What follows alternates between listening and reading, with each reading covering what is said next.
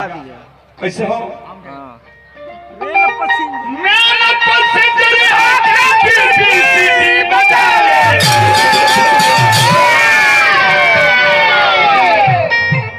अच्छा गीत क्यों गाएंगे? हर जगह फरमाइश होगा।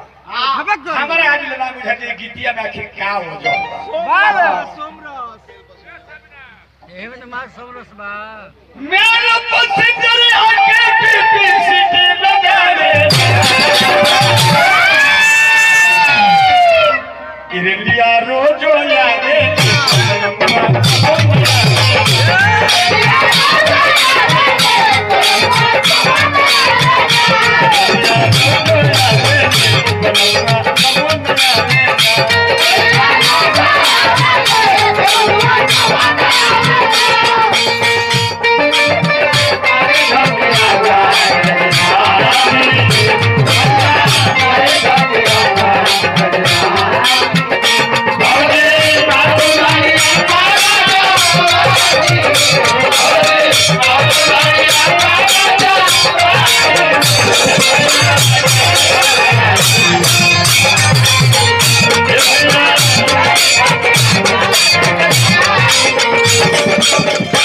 हजार रुपया पुरस्कार मेरे भाई इसके नायक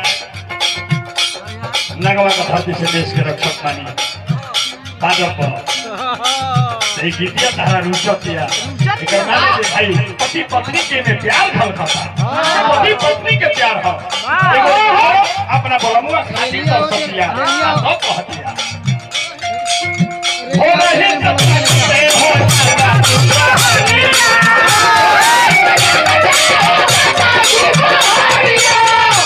मास्टर साहब जब तू ना रोके लो लोर भर जाता हमारा भारी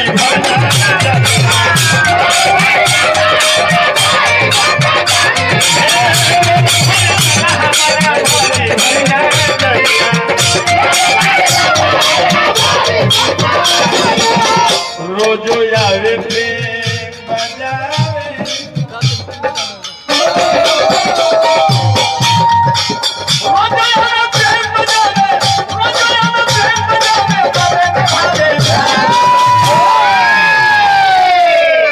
भोला ड्राइवर बबुआ भोला जी परिक्रमा का धरती से हजार पुरस्कार भाई इसके सिपाही इसके नायक साहब से हजार रुपया पुरस्कार हार्दिक हार्दिक अभिनंदन।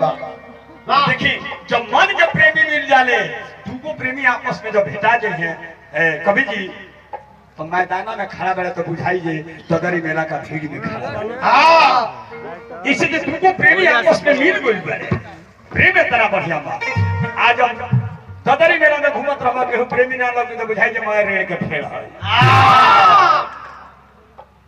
अगली कली में कहता रही वाह जे कोई सके सही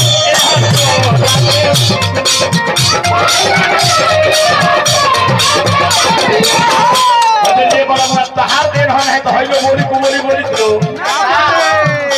ये लोग बोली को बोली तो अरे दादा हो अरे तू बोला आवता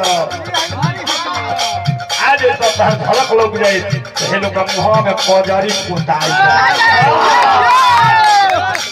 भाई इसके नायक परिवार का पुरस्कार देंगे भाई चौधरी ट्रांसपोर्ट प्रभुनाथ चौधरी जी हजार रुपया पुरस्कार देने पिंटू बहुआ हार्दिक हार्दिक अभिनंदन।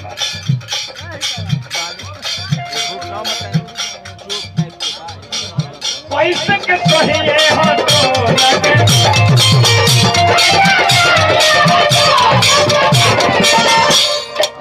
लुटू डेटर साहब पथोरा बढ़िया का धरती से बड़ी बड़ी का पुरस्कार हार्दिक हार्दिक शुभकामनाएं। खाली फोन करो भाई भाई ने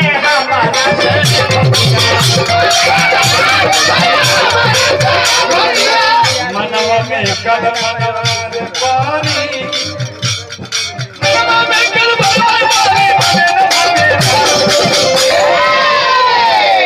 इरलिया रोज यावे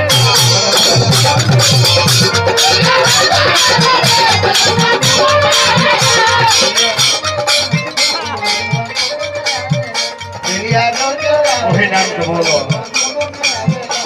ये बोलो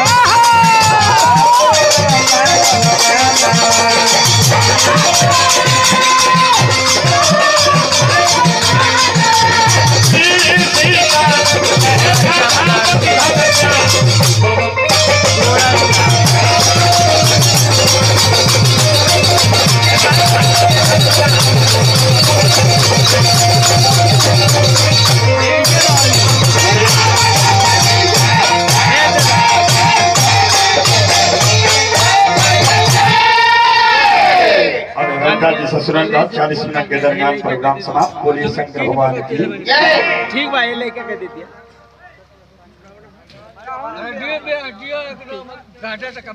एक नंबर एगो लाजदारी बाकी भी है।